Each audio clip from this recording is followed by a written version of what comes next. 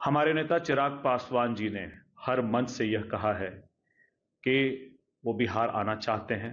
बिहार उन्हें बुला रहा है और बिहार में एक हमारी पार्टी का यह मत है कि बिहार में एक बड़ी जिम्मेदारी के लिए हमारे नेता अब तैयार हैं। मगर इस बात की का जो आशीर्वाद है, इस बात का जो आगाज है, वो बिहार की जनता से भी मिलना चाहिए। और इसके लिए हम अपने अभिभावकों के पास प्रमंडलीय स्तर पर हर जगह जा रहे हैं। इसकी श्रृंखला हम लोगों ने शाहाबाद आरा से शुरू की थी। वहाँ हमारे नेता ने अपनी बात को बताया, अपनी विचारधारा को रखा, विकसित बिहार बनाने के अपने विजन को जनता के सामने रखा, सबसे आशीर्वाद लिया। और उस कड़ी में उसके बाद हम लोग राजगीर गए, वहाँ भी जनता का बहुत आशीर्वाद मिला। छपरा गए, इसके बाद मुंगेर में बहुत बड़ी सभा हुई, जहाँ फिर उन्हें जनता से आशीर्वाद मिला। इसी श्रृंखला में आज हम गया जी की पावन भूमि पर हैं। गया जी की पावन भूमि, जहाँ भगवान बुद्ध को ज्ञान मिला था, इसी धरती से आने वाले समय में बिहार की जो राजनीति है, उसकी दिशा और दशा कैसे तय होगी, इस बात को लेकर के भी हमारे नेता अपनी बात को, अपनी विचारधारा को, अपने विजन को रखेंगे। और गया जी की धरती से, यहाँ की जनता से अपने अभिभावकों से आशीर्वाद लेकर के वो आगे श्रृंखला में चले जाएंगे। उत्तर बिहार में लोगों से आशीर्वाद लेने के लिए मैं एक बात और आगे बढ़ करके कहना चाहूँगा कि भले हमारे नेता में अनुभव की कमी है, मगर मुझे पूर्ण विश्वास है कि गया जी की धरती की जो जनता है, उनके आशीर्वाद में कहीं से कमी नहीं होगी। और हमारे नेता का जो सेवा भाव है, जो पूरे बिहार के लिए है, गया जी की धरती के लिए है, उसमें भी कोई कमी नहीं होगी। मेरा नाम संजय है। हमें मोदी जी से मिलकर बहुत अच्छा लगा। He has come here for a very important job and we wish him a good luck and we wish Bharat a good luck. I think he is doing a great job and we are very proud of our nation. Bharatiya Janata party ने जिंदा लोगों को मारा है। उनकी voter list Uttar Pradesh की देख लीजिए, जिसकी हमने 18,000 वोट जो भारतीय जनता पार्टी के इशारे पर इलेक्शन कमीशन ने और उनके अधिकारियों ने डिलीट किए थे।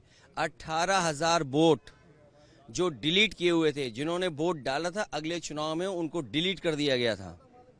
तो भारतीय जनता पार्टी के लोग जीतने के लिए प्रशासन का साथ, सरकार का हस्तक्षेप और इलेक्शन कमीशन का सहारा लेते हैं।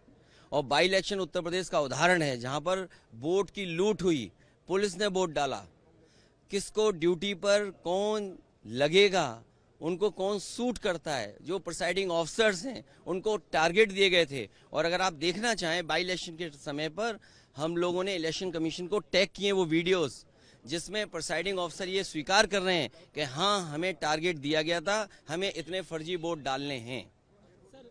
तो इलेक्शन कमीशन का काम ये नहीं है कि फर्जी वोट डलवाएं, जो वोटर है उसका वोट काटा जाए। इलेक्शन कमीशन वोट को बढ़ाए, लोगों को आगे जोड़े कि और ज्यादा वोटिंग हो।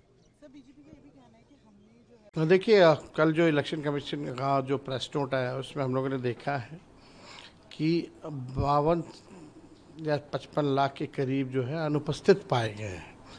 और भी अलग अलग हैं, कुछ मृत लोगों का कैटेगरी में दिया गया है, कुछ जो है दूसरे विधानसभा से दूसरे विधानसभा के वोटर बन गए हैं। ये क्राइटेरिया जो है दिया गया है। अब ये इस पूरे प्रोसेस पे ही हम लोग जो है सवाल उठा रहे हैं कि आप के जो BLOs हैं वो तो खुद ही साइन करके खुद ही अपलोड कर रहे हैं पूरे प्रोसेस का। तो पारदर्शिता तो पूरे प्रोसेस में ही फॉलो नहीं की गई है। ये केवल अचीवमेंट के तौर पे और सुप्रीम कोर्ट में एक आंकड़ा बताने के लिए कि हमने 96%, 98% जो है कर लिया है, ये केवल उसकी औपचारिकता जो है वो पूरी की जा रही है। बहुत लोगों के पास जो है डॉक्यूमेंट नहीं है, तो कुछ स्पेसिफाई तो किया नहीं गया है कि कौन से लोग ने क्या डॉक्यूमेंट किया है, कितने लोगों के पास नहीं है, उनका क्या हो गया, अभी भी क्लैरिफाई नहीं किया गया है। सुप्रीम कोर्ट के सलाह के बाद भी कि आधार हो, मनरेगा हो, राशन कार्ड हो, जॉब कार्ड हो, ये सब इंक्लूड करेंगे कि नहीं करेंगे, उसका क्या होगा। तो बहुत ही असमंजस की स्थिति है, कन्फ्यूजन है, लोगों के मन में डर है कि भाई मेरा वोटर लिस्ट से नाम कट जाएगा तो राशन ख़त्म हो जाएगा, मेरा पेंशन ख़त्म हो जाएगा, जो भी सरकारी स्कीम्स हैं उसका लाभ नहीं ले पाएंगे। तो ये संकट जो है आ रहा है।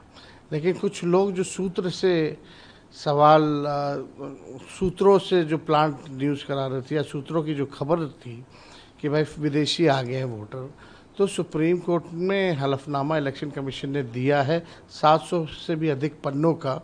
उनमें कहीं भी बाहरी फॉरेनर्स, विदेशी मूल के लोगों का कहीं भी जिक्र नहीं है। ना ही कल के प्रेस नोट में अगर कैटेगरी वाइज देखें, मरने का है, शिफ्ट करने का है, बाहर रहने का है, अनुपस्थित होने का है, लेकिन कहीं भी वो नहीं। तो ये पूरी तरीके से अब हमको लगता है कि वोटर्स जो हैं वो सरकार चुनती थी, वोटर्स सरकार चुनती थी, अब सरकार वोटर्स को चुन रही है। यही काम इलेक्शन कमीशन के जरिए ये कराया जा रहा है।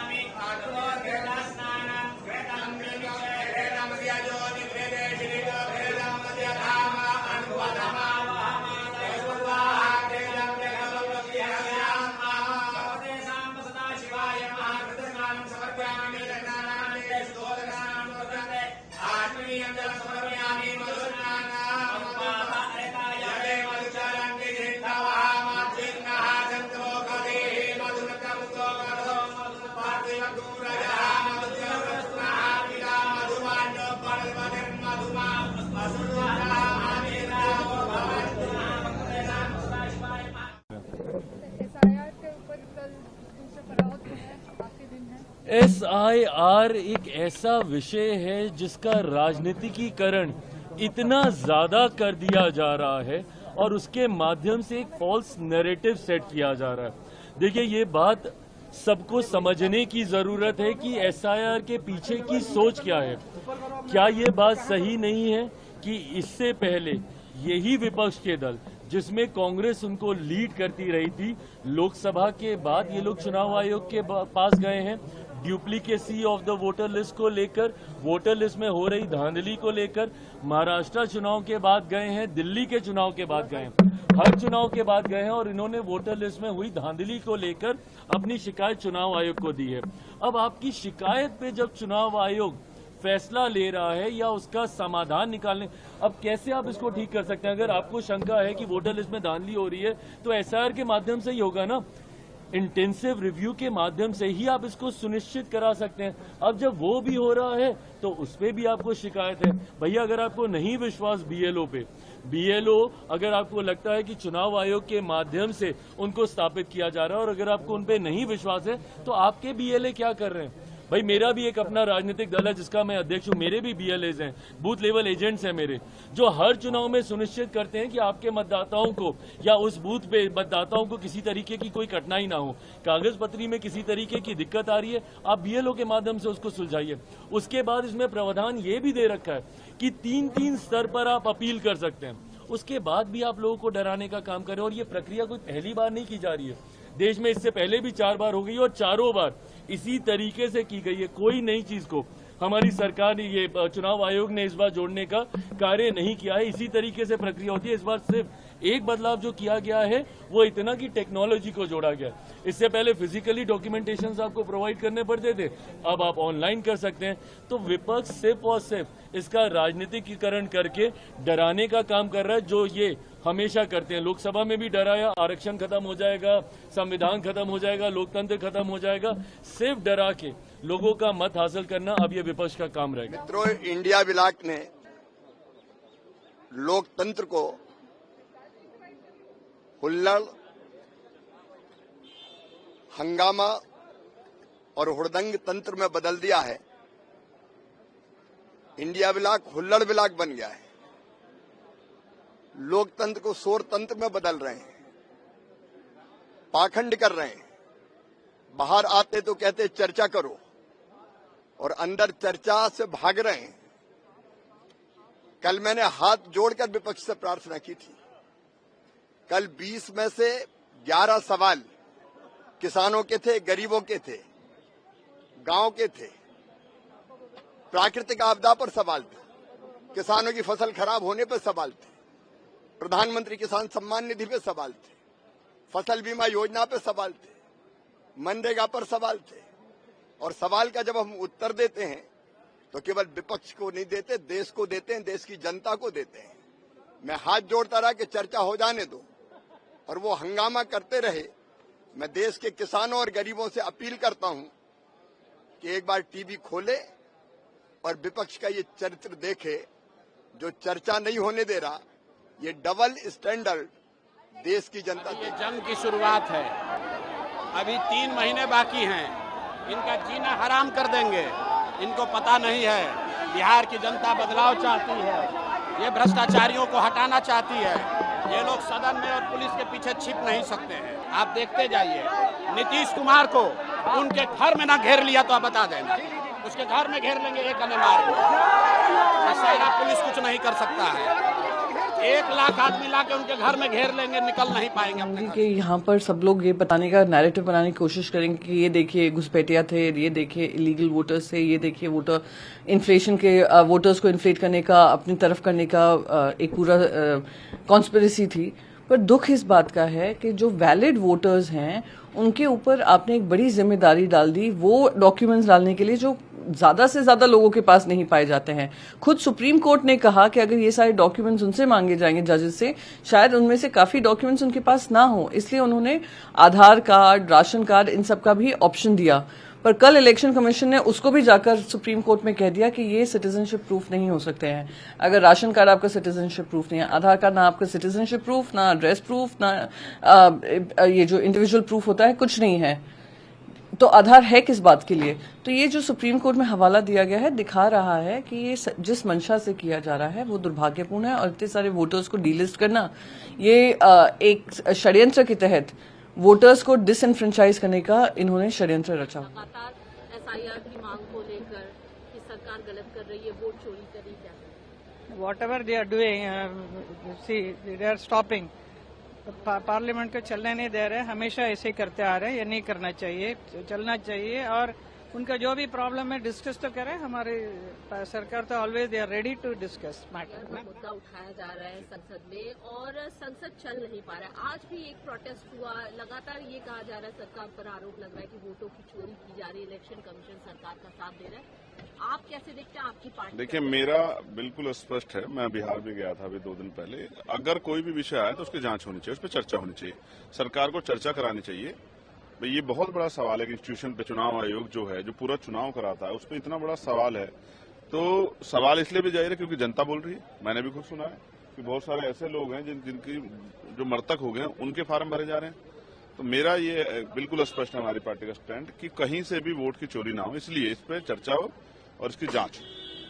समाजवादी पार्टी जो है वो मस्जिद में बैठक कर रही है जो पार्लियामेंट के बाहर है। इसको लेकर बीजेपी ने नाराजगी जाहिर की है।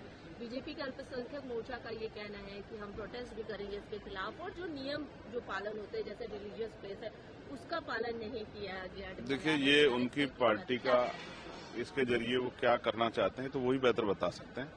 लेकिन धार्मिक स्थलों की जहां तक बात है तो कोई पार्टी ऐसी नहीं जो धार्मिक स्थल पे अपनी राजनीतिक कार्यक्रम ना कर रही है। जो पार्टी आरोप लगा रही है उनके तो मैक्सिमम कार्यक्रम धार्मिक स्थलों पे होते हैं, वो तो वहीं से जो बड़े बड़े भाषण देते हैं। देखिए, ये जानबूझ करके डेडलॉक बनाया जा रहा है। जब पहले दिन उन्होंने ऑपरेशन सिंदूर और पहलगाम पे सदन को बाधित किया, हंगामा किया, संसदीय कार्य मंत्री किरण रिजिजू जी ने कहा आज बिजनेस एडवाइजरी कमेटी की मीटिंग है स्पीकर साहब के साथ, 16 घंटे उस पर समय तय हो गया। अब स्पीकर साहब जिस दिन करेंगे चर्चा होगी। अगर इसके बाद और विषयों पर चाहते हैं तो कल भी मैं चेयर पे था, संसदीय कार्य मंत्री जी ने कहा, अर्जुन राम मेघवाल जी ने, स्पीकर साहब कह रहे हैं कि आप कोई विषय लाइए। ये सदन के बिल में राहुल गांधी के सामने लोग डिस्प्ले कर रहे हैं प्ले कार्ड्स को, ये सदन के ऊपर लोकतंत्र पे कुठाराघात है, अमर्यादित आचरण है। तो मुझे लगता है कि ये आरोप कि हमें बोलने नहीं दिया जा रहा है राहुल गांधी का, ये गलत है। राहुल गांधी सदन को चलने नहीं दे रहे हैं। देखिए, बिहार का जो मुद्दा है, मुझे लगता है कि आज चुनाव आयोग डोर टू डोर अगर वोटर्स का वेरिफिकेशन कर रहा है। तो जो वोटर 18 साल के हो गए, अगर वोटर नहीं हो, वोट बनाया जा रहा है, जिनकी डेथ हो गई उनके नाम डिलीट होंगे, कोई एक जगह से ट्रांसफर दूसरी जगह हो गया उसके नाम डिलीट होंगे। लेकिन अगर बांग्लादेशी है, रोहिंग्या है, नेपाली है, विदेशी है, तो उसको डोर टू डोर वेरीफाई करके उनके नाम काटे जाएंगे। तेजस्वी यादव ने सवाल पूछा कि 11 डॉक्यूमेंट मांगे जा रहे हैं और गरीब लोग 11 डॉक्यूमेंट लेकर के कैसे आएंगे बिहार में? देखिए, ये लोग गलत बयानी कर रहे हैं। मात्र इतनी बात है कि वोटर जो फर्जी हैं उनको वोटर लिस्ट से हटाना है। इसमें सहयोग करने की जगह ये उसका विरोध कर रहे हैं। पूरा बिहार, पूरा देश का हर राज्य आज इसी बात से जूझ रहा है कि फर्जी वोटर्स बन गए हैं। इलीगल घुसपैठिए आए हैं देश में और वो वोटर बन गए। इलीगल घुसपैठियों को वोटर आईडी भी प्राप्त हो चुकी है। तो ऐसे में उनको कुछ मुश्किल, उससे ज्यादा, मगर एक उनका पहले से आधार कार्ड या वोटर आईडी है तो मुश्किल से 2 और मांगे जाते हो। किस गांव में रहते हैं, किस कस्बे में रहते हैं, कब से रहते हैं। इतनी बात देने पे इतना हंगामा हो रहा है। इसका मतलब समझ लीजिए कि आरजेडी हो या कांग्रेस हो, ये लोग फर्जी वोटरों पे ज्यादा भरोसा कर रहे हैं और चुनाव आयोग सही दिशा में कदम उठा रहा है।